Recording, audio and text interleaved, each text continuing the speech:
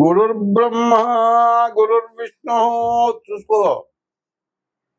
గురుదేవో మహేశ్వర గురు సాక్షాత్ పరబ్రహ్మ తస్మై శ్రీ గురవే నమ. అగజానన పద్మార్కం గజానన మహర్నిశం అనేకదం త్వం భక్తానాం ఏకదం తముపాస్మహే. అజ్ఞానతిమిరాంధస్య జ్ఞానాంజనశలాకయా చక్షుర్మీలితం యేన తస్మై శ్రీగురవే నమః. యఃకర్తా జగతాం భర్తా సంహర్తా మహసాం నిధిః ప్రణమామి తమాదిత్యం బహిరంతస్తమోపహం. యఃకర్తా జగతి మొత్తానికి అయినటువంటి కర్త ఎవడు?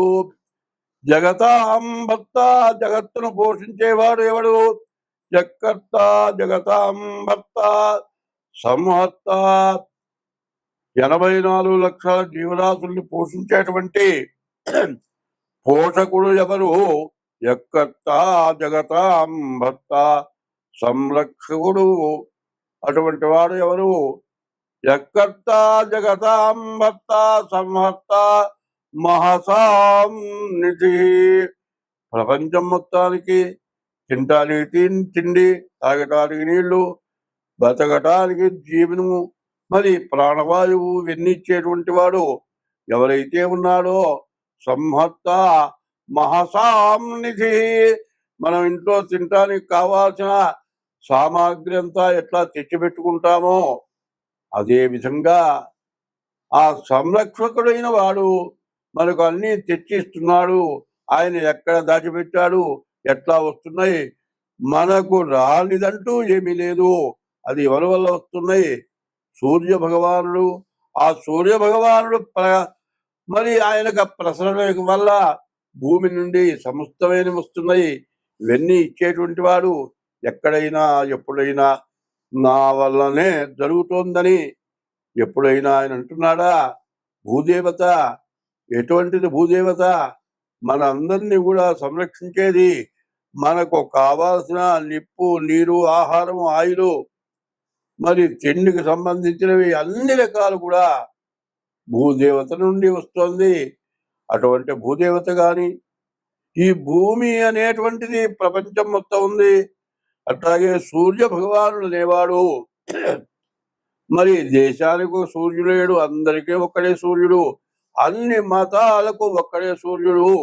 అటువంటి సూర్య భగవాను మనకు అన్ని ఇస్తున్నటువంటి తల్లి అయినటువంటి ఆ భూదేవతని మనస్ఫూర్తిగా నమస్కారం చేసి ప్రార్థన చేసి ఈ రోజున ఆగస్టు నెల 2025 సంవత్సరం ఆగస్టు నెలలో ఇప్పుడు గ్రహస్థితి వల్ల వస్తూ ఉన్నటువంటి సమస్యలన్నీ కూడా మనం పూర్తిగా తెలుసుకోవాలి అనేటువంటి ఉద్దేశంతో ఈరోజు ప్రారంభం చేస్తూ ఉన్నాను. మరి ఇప్పుడు ప్రత్యేకించి 2025 సంవత్సరం ఆగస్టు నెల మేషరాశికి కుజుడు వల్ల, రాహుకేతువుల వల్ల వచ్చే సమస్య ఏమిటో తెలుసుకుందాం. కుజుడు కన్యారాశికి వచ్చాడు. రాహువేమో కుంభంలో ఉన్నాడు, కేతువేమో సింహంలో ఉన్నాడు. ఈ మధ్యలో ఏ గ్రహాలు లేకపోవటం వల్ల పూర్తిగా కాలసర్ప దోషం. ఈ కాలసర్ప దోషం వల్ల వచ్చే సమస్య ఏమిటి? ప్రతి వ్యక్తికి కూడా సమస్యే. ఎందుకంటే ప్రతి వృత్తిలో ఎవరికి ఆదాయం సరైనటువంటిది ఇప్పుడు లేకుండా పోతుంది. కారణం ఏంటి? వర్షాలు. ఏ పని చేయడానికి కుదరదు. ఈ వర్షం వల్ల సమస్యలు, ఆదాయం లేకపోవటం. మరి ఈ ఆదాయం లేనటువంటి సమయంలో మరి తినడానికి ఆహారం అన్నీ కావాలి. ఏది లేదు ఎట్లా జరుగుతుంది? పైన ఈ అధిక వర్షాల వల్ల వస్తున్న బాధలు ఏమిటా అంటే ఈ నీటి ప్రవాహం వల్ల, రకరకాలైన సూక్ష్మజీవుల వల్ల, నీటి కాలుష్యం వల్ల విరోచనాలు, వాంతులు, జ్వరాలు, రకరకాలైన వ్యాధులు వస్తూ ఉంటాయి. ఏ పని చేయటానికి కూడా కష్టంగా ఉంటుంది. మరి ఏ పని చేద్దామన్నా ఆరోగ్యం బాగుంటే ఏ పనైనా చేయగలుగుతాం. ఆరోగ్యమే మహాభాగ్యం అన్నారు. అటువంటి ఆరోగ్యానికి విఘాతం కలిగే రోజులు ఇవి. శ్రావణ భాద్రపదాలు ఎప్పుడూ కూడా ప్రతి వాళ్ళకి కూడా రకరకాలైన అనారోగ్యాలు వస్తుంటాయి. మీరు కావాలంటే చూడండి, ఏ హాస్పిటల్కి వెళ్ళినా డాక్టర్ కోసం మనం కూర్చుంటే, ఒక పూట కూర్చుంటే గాని జనమందరూ ముందు వాళ్ళంతా వెళితే గాని మనకు ట్రీట్మెంట్ చేసేటువంటి పరిస్థితి రాదు. ఎందువలన? వాతావరణం కాలుష్యం, నీటి కాలుష్యం, మరి ఈ వానకి తడటం వల్ల, కాలుష్యమైన నీటి వల్ల మరి డాక్టర్లు చెబుతూ ఉంటారు, ఈ శ్రావణ భాద్రపద మాసాల్లో అందరూ కూడా కాగబెట్టి నీళ్లు తాగమని చెబుతారు.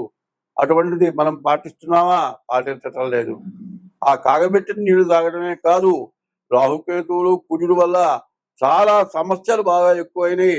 ఇంతకుముందు సింహరాశిలో శని కుజుడు కలిసి కేతు కుజుడు కలిసి ఉన్నారు. కుజవద్రాహు శనివత్ కేతు అని కుజకేతువులు కలిస్తే చాలా ప్రమాదమైనటువంటి పరిస్థితి ఉంటుంది. కాబట్టి ఈ కుజకేతువులు రాహుకేతువుల మధ్య ఈ మేషరాశికి వచ్చేటువంటి ఫలితం ఏమిటి? మేషరాశి నుండి మీనరాశి వరకు చెప్పుకుందాం మనం. ముఖ్యంగా ఇది ఇప్పుడు చెప్పింది మొత్తం ప్రతి రాశికి కూడా కలపమని చెబుతూ ఉన్నాను. కాబట్టి ఈ చెప్పినటువంటి మొత్తం కూడా ప్రతి రాశికి మేషం దగ్గర నుంచి మీనం వరకు కలిపి ఏ రాశి ఫలితం ఆ రాశికి చెబుతాను. అది వినవలసిందిగా చెబుతూ ఉన్నాను. 2025 సంవత్సరం ఆగస్టు నెల 12వ రాశి మీన రాశికి 2 సంవత్సరాలన్నర అయిపోయి మార్చి 30కి రెండో భాగంలోకి జన్మకి శని వచ్చాడు. 2 సంవత్సరాలన్నర అయిపోయి రెండో భాగంలోకి శని వచ్చాడు. ఈనాడు శని జరుగుతోంది. ద్వాదశంలో రాహు ఉన్నాడు. రాహుకేతువుల మధ్యలో గ్రహాలు పడ్డాయి. ఈ మీనరాశి పరిస్థితి, ఒక పక్క ఏలినాడు శని, ఒక పక్క రాహుకేతువులు పడ్డారు. దీనివల్ల చాలా ఇబ్బంది అవుతుంది. ఎట్లా ఉన్నదంటే, ఒక మనిషిని చూస్తాము, వాడు ఎంతో వృత్తి సంపాదిస్తాడు, ఎంతో గొప్పగా బతుకుతాడు, కలెక్టర్ చేస్తాడు, కానీ కాళ్ళు లేవు, చేతులు లేవు. ఈ కాళ్ళు చేతులు లేకుండానే టీవీలో చూస్తూ ఉంటాం. వాళ్ళు చిన్నగా ముడితో జరుగుతూ వెళ్తూ ఉంటారు. వాళ్ళ పక్కన ఎంతోమంది ఆఫీసుల చుట్టూతా తిరుగుతారు. మరి కాళ్ళు చేతులు లేని వాళ్ళు కూడా వాళ్ళంత బాగా సంపాదించి జిల్లా కలెక్టర్ చేస్తున్నారు అంటే వాళ్ళ జాతకం ఎంత మంచిదైతే చేస్తున్నారు. అట్లాగే ఇప్పుడు ఈ మీనరాశి పరిస్థితి, కాళ్ళు చేతులు లేక వాళ్ళు ఎంత కష్టపడుతున్నామో బాగున్నారో, ఇప్పుడు కాళ్ళు చేతులు లేని వాళ్ళు బాధలు పడే వాళ్ళలాగా కష్టపడాల్సిన పరిస్థితి ఉంది. కాళ్ళు చేతులు ఉండి కూడా లేనంత బాధ, ఏమీ చేయలేని బాధ, ఉన్న డబ్బులు ఇంట్లో తినటానికి వీలు కాని బాధ, మరి ఊళ్ళో వాళ్ళకి కట్టాలి, అన్నం మానుకోవాలి. ఇట్లాంటి పరిస్థితులు ఎక్కువ అవుతాయి. దీనివల్ల ఈ మీనరాశి వాళ్ళకు కూడా సమస్యలు ఎక్కువగా ఉన్నాయి. కాబట్టి జాగ్రత్త పడటం చాలా అవసరం. స్వస్తి.